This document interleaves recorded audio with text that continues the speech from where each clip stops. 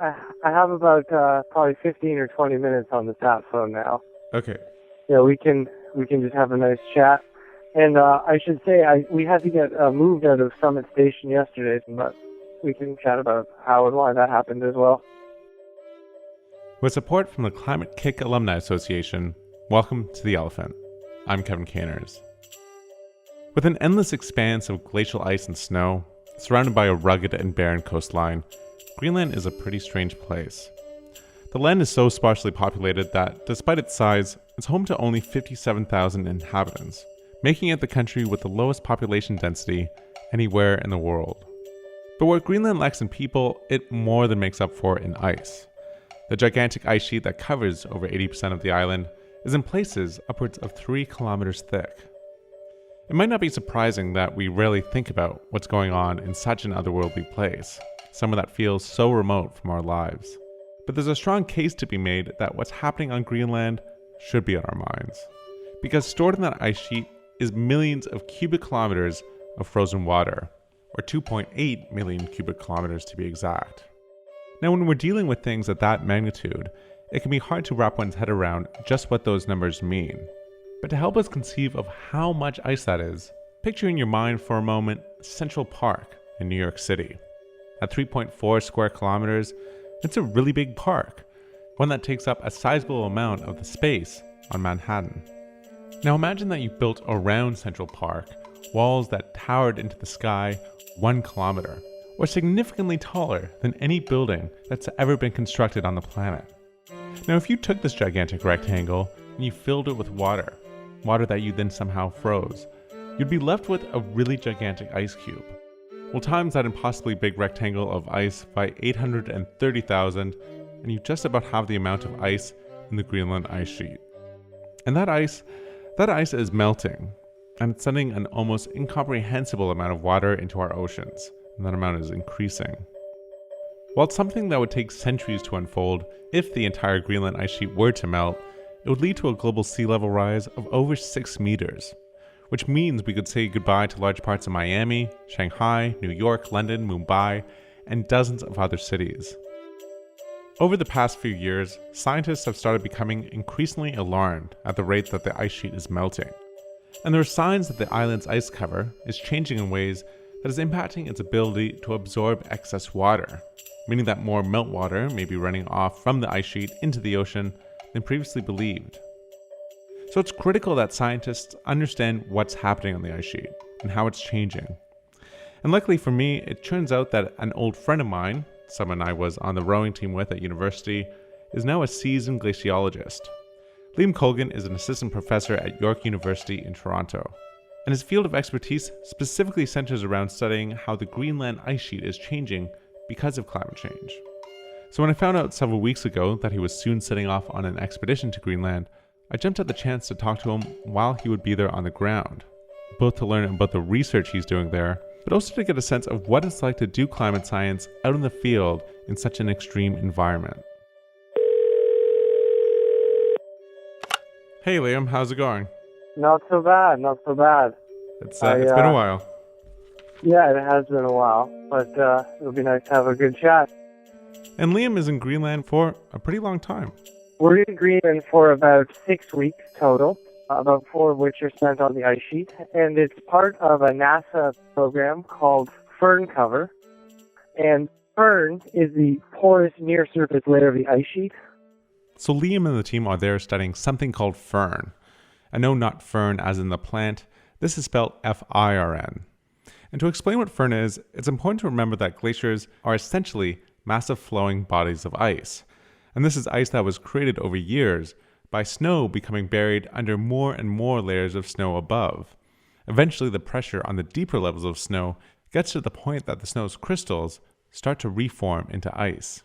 And between freshly fallen snow and the solid glacial ice lies the transition zone of fern. As snow piles up and slowly gets compressed into ice, it's sort of the transition zone between snow and ice, and it's about 60 meters thick, and it covers the whole ice sheet. So NASA's Fern Cover is a specific program to survey the fern of the ice sheet and understand how it's responding to climate change. And so we'll get to why fern is important a bit later on. But first I want to find out what it's like to be there in Greenland. And I got a bit of a sense of how harsh the conditions can be from the fact that Liam wasn't where he expected to be when we taped this interview. So where are you right now exactly?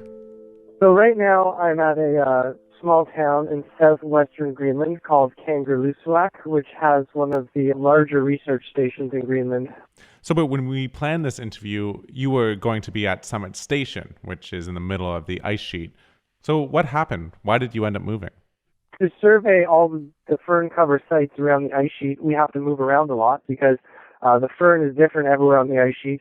It's changing and responding to climate differently everywhere on the ice sheet. So we have been using Summit Station as our base of operations for the last few days, and it's located about 3,200 meters right at the top of the ice sheet in the interior. And it's nice and cold up there. But we found out that the storm was coming, and our program managers didn't want us marooned at Summit Station for an extra 2 or 3 days. So instead they asked us to work through the night to get out in time for a storm coming in the next day. So actually yesterday night we received word at 10 p.m. that we'd be leaving at 8 a.m.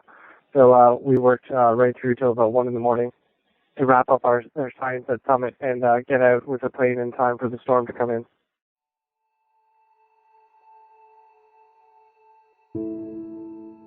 And I was curious, given that the Greenland ice sheet is not a place that most of us will get to visit in our lifetimes, what is it like to actually be there? What is it like to be in the middle of the ice sheet? As Liam says, it can all kind of blend together. Well, although we go to many sites on the ice sheet, they do all look very much the same. It's very flat on the ice sheet in the interior. The slopes are imperceptible to the human eye. So it's a dead flat horizon, 360 degrees. Usually the ice sheet is bright white and the sky is bright blue, and that's about all you see. Sometimes when we're working by skidoos and tents, we'll have our cluster of tents and skidoos, and that'll be the only blotch of color on the landscape.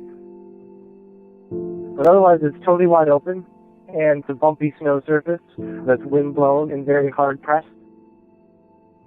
So you can walk right on top of the snow. It's super wind-blown, super dense snow. Very cold.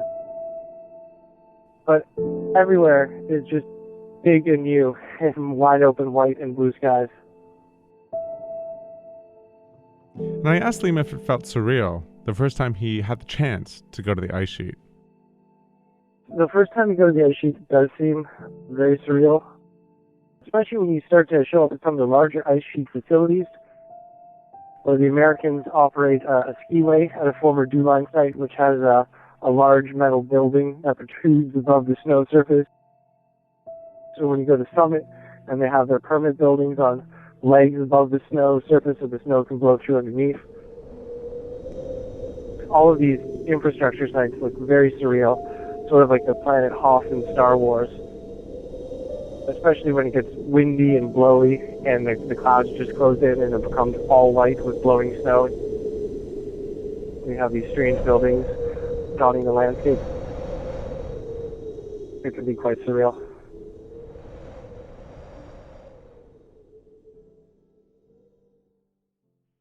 But back to the scientific research. Liam and his team were there studying fern, that transition zone between snow and ice. But why does fern matter? Well, there's two main reasons, and both are due to the fact that the nature of fern is changing because of climate change. The first involves altimeter satellites, which NASA uses in order to measure changes in the size and volume of the ice sheet. These satellites beam down to Earth laser signals, and they measure the time it takes for the signal to hit the surface and bounce back. By using this time measurement, they can figure out the altitude of the Earth's surface, and thus how deep the ice sheet is in a particular spot. We use those sorts of satellites to look for volume changes in the Greenland ice sheet. But the point at which the satellite signal bounces back depends partly on the density of the fern. And somewhat counterintuitively, the warmer temperatures are causing the snow to transform into ice faster. In other words, it's making the fern denser. So these sorts of processes, the warmer air temperatures and the more meltwater, they weren't happening a couple of decades ago, but now they are. And so those processes are making the fern get denser faster than they were a couple of decades ago. And if you don't account for that effect, to a satellite, it'll look like the ice sheet's getting smaller, when in fact there's no mass change. It's just the near surface of the ice sheet getting denser. So the firn matters because they need to take it into account to make sure that NASA's satellite measurements about the ice sheet are correct. But maybe the more compelling reason that this transition zone between snow and ice is so critical involves meltwater. Every summer in Greenland, there's a melt season. For a couple of months across much of the ice sheet, the top surface layers of snow and ice begin to melt. And because climate change has been increasing the temperatures, the amount of meltwater that's been created in recent years has been steadily on the rise. But not all of this meltwater makes it to the ocean. In fact, a large percentage of it simply gets reabsorbed into the firn and goes back into the ice sheet. And this is what Liam and the rest of the team are studying. I mean, a lot of the interest in Greenland's meltwater right now is how the warmer climate is creating more meltwater and contributing to sea level rise. But what we're interested in is the fraction of extra meltwater that's being created now that's actually being retained within the ice sheet. So it melts at the surface, and then it percolates into the firn where it refreezes. So we know the meltwater is being created, and we have a pretty good idea of where it's refreezing inside the ice sheet. And so that's what we want to understand even better. As we were saying before, as a result of climate change, the firn is becoming denser. It's turning into ice quicker. And a lot of this is because of previous occasions where the extra meltwater has been absorbed by the firn, and then when temperatures have dropped, it's refrozen. And it's a bit of a feedback loop, because as the firn becomes denser, it means that less meltwater can be absorbed by it next time. To understand this, picture in your mind for a second that you have a hockey rink full of ice. I'm Canadian, so this isn't hard for me. But if you've ever flooded a pond in winter, you'll know that if you use a hose to pour water on the ice, almost all of the liquid will stay above the surface. If, on the other hand, you had a hockey rink full of relatively uncompacted snow, the water would almost entirely get absorbed. Almost none of it would remain above the surface. And according to Liam, they can actually see these changes in the firn's density up close, even without the data tables and graphs. I think this is now my 7th or 8th time in Greenland. And in terms of noticing climate change, when you're on the ice sheet, the actual surface of the ice sheet can look very similar every year where we go. But when you actually drill beneath the ice sheet's surface and you get beneath that layer of bright white snow, we do begin to notice more melt layers forming in the ice sheet. So that means as this meltwater is created at the surface and percolates into the ice sheet, it refreezes, and we have documented that this refrozen meltwater is getting thicker through time, to the point that it's actually preventing further meltwater from percolating into the ice sheet and causing it to run off the ice sheet surface in some regions towards the ocean. And so that's a very striking visual, because instead of the water percolating vertically into the ice sheet, now there's some regions that surface rivers form across the ice sheet surface, and you can notice that as you fly over it. You see these surface rivers that form in the melt season that didn't used to form. And that's like those beautiful blue color that we see in images? Yeah, that's correct. So you have the bright white snowpack, and then you have these aquamarine threads of water flowing across the ice sheet surface, because they're flowing across these refrozen bands of ice just below the surface that's preventing the water from percolating in vertically. And I've seen images of these meltwater rivers snaking across the Greenland surface. You can find them online, and I recommend you check them out, because they're absolutely beautiful. The contrast between the bright aqua blue water and the white snowpack makes for stunning imagery. But the beauty of these meltwater rivers hides the fact that they are, in most places, a new phenomenon. They didn't used to happen, and they're actually quite a scary omen for coming decades. In the official IPCC estimates of how much sea levels are going to rise because of the additional melting of the Greenland ice sheet, they assume that the firn would slowly absorb a large proportion of the meltwater over the course of the century. But now it looks like those estimates are overly optimistic, with potentially serious consequences for all of us. But while these new meltwater rivers are striking, Liam says that in his years of going back to the Greenland ice sheet, some of the most obvious changes he's seen are actually at the periphery of the ice sheet. Some of the most striking changes of the ice sheet are actually probably observed at the margin of the ice sheet, close to where we're staying right now in Kangerlussuaq. And you notice things like the river is flowing higher, that drains this local ice sheet catchment. So in the last few years, this river has noticeably flowed at much higher levels of discharge than it has in the past, to the point that in 2012 it washed out a bridge here close to the research station that had been standing since about 1950. And so those changes are quite striking and require adaptation by the people who live in Greenland here. So throughout this 6-week expedition, Liam and the rest of the team zigzagged across huge parts of the ice sheet. They installed stations, drilled ice cores, and took measurements, all to see how the firn is changing. And these locations that they were working in can be very far apart. Sometimes they got to their new sites by plane, sometimes by skidoo. And if you're wondering what a typical workday is like for them, it's, well, variable. It's quite weather dependent. On the good days, we get up early. We usually meet as a team for breakfast at 7 in the morning so that we can be underway with some sort of activities by 8. Sometimes the activity is simply taking down camp, packing it into the skidoos and sleds, and skidooing 100 kilometers across the ice sheet and setting up camp again. And that would be a full day activity where we'd get in just before dinner, have a 7 o'clock dinner before going to bed in the evening. On a science day at 8 a.m., we would probably start drilling a borehole to 16 meters depth or so, and that might take us 2 to 3 hours. We can only take out little pieces of the ice sheet at a time, and we constantly have to add more extensions. Again, it's a very laborious process. Or we might be doing instrumentation where we're wiring up the automated stations that run on solar power to then record observations throughout the year. And then those days, they can go hopefully until dinner time, but for example, yesterday, when the storm was coming in and we found out we had only a brief weather window, we pretty much just grab a quick bite to eat and then work as long as we can. It's 24 hours daylight up here right now, so you can work outside till midnight or 1 a.m. and then get up at 7 a.m. the next morning and do it again. But it does get very cold on the ice sheet at night. You really notice when the sun is out during the day, we can be working in conditions as warm as minus 5 degrees Celsius.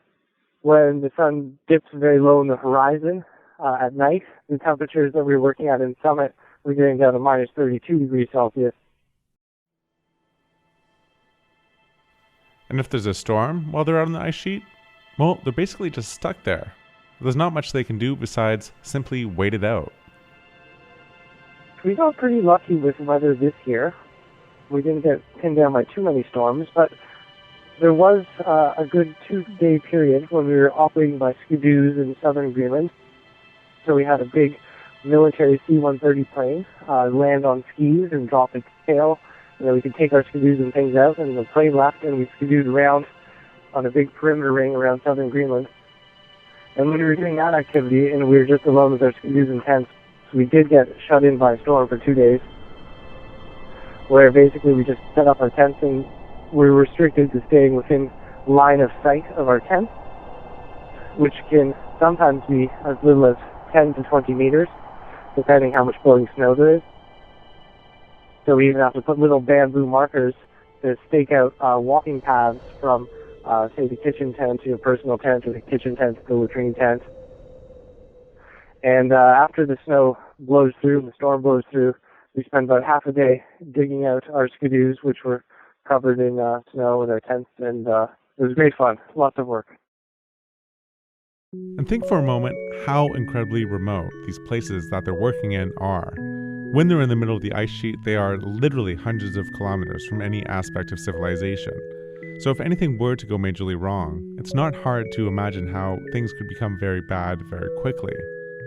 And then there are just the small things that one misses from ordinary life, those comforts that we tend to take for granted.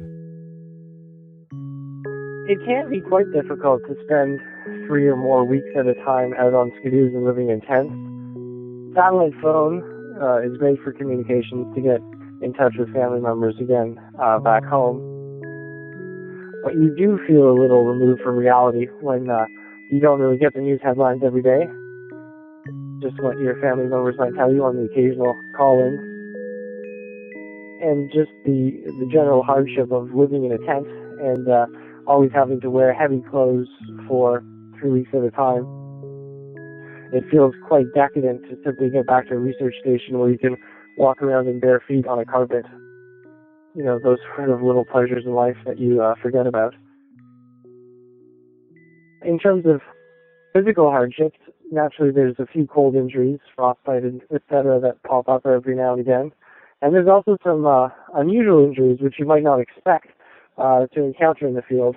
For example, this spring I got a little bit of sinus barotrauma, which is a rather weird condition that results from repeated unpressurized plane flights where your ears basically have trouble dealing with the pressure and they start to pop all the time, even when you're not on the plane, and it takes a while to recover.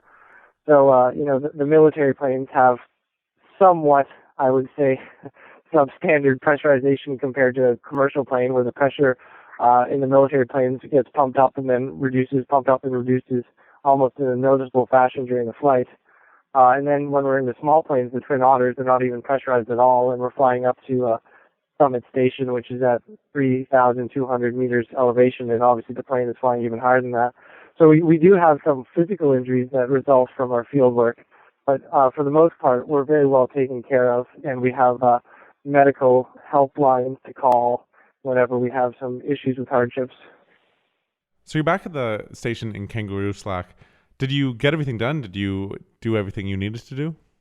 Yes, we've got everything done. At this point, we've resurveyed all of the fern cover sites on the ice sheet.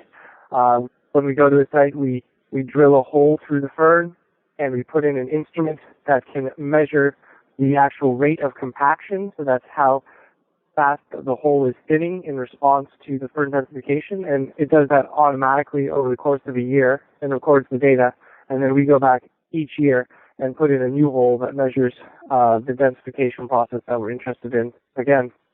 So you've spent close to 6 weeks on the Greenland ice sheet now. It's coming to an end, but you've got the data, you've installed the instruments. So what happens next? Well, now that we've serviced our stations, download our data, we go away, we retool for a year, we see what went well in terms of the field work, what could be improved upon, what resources we're going to need to ask for in advance for next year. Anytime you have a military aircraft charter involved, you have to start planning these things months in advance. But in terms of the data, we're going to go with the data. We're going to use those data points that we collected, understanding how the fern is responding to climate change in specific areas of the ice sheet, to understand that process better using models, computer models, so then we can apply and improve those models across the whole ice sheet where we don't have observations. And so that's a real collaborative process where people like myself who go to the ice sheet to collect the data will then reach out and work with people who specialize in writing these computer codes and understanding the satellite observations.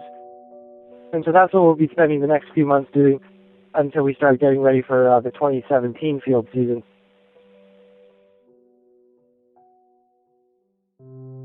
And what about you? Is there anything in particular that you're looking forward to that will come with finally getting back into civilization? Well, I suppose there's two things that you really do miss when you're living in a tent, or at least I do, and those were Wi-Fi internet to keep in touch with the world, and I suppose a Diet Coke, which is a beverage of choice.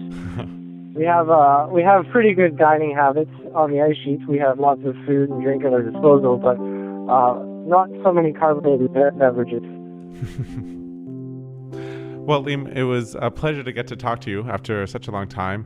Thanks so much for calling in and telling us about the work that you and the rest of the team were doing in Greenland. And maybe we can check in a bit later on once we know more about what you found in the research.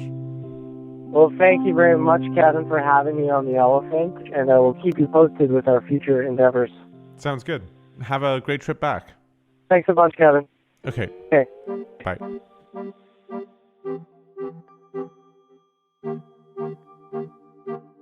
That was my interview with Liam Colgan, an assistant professor at York University in Toronto, Canada, and part of the NASA fern cover team, which just finished a 36-day expedition to the Greenland ice sheet. And that's it for The Elephant this time. The Elephant is made with support from the Climate Kick, that's KIC Alumni Association. It's a community of entrepreneurs and young professionals working on creating a climate-resilient society. You can find out more at ckaa.eu. Our website is elephantpodcast.org, where we have all of our previous episodes. And to keep up to date, you can like our page on Facebook or follow us on Twitter. Our handle is @elephantpodcast. And feel free to drop me a message over email. You can reach me at kevin@elephantpodcast.org. Thanks so much for listening. See you next time.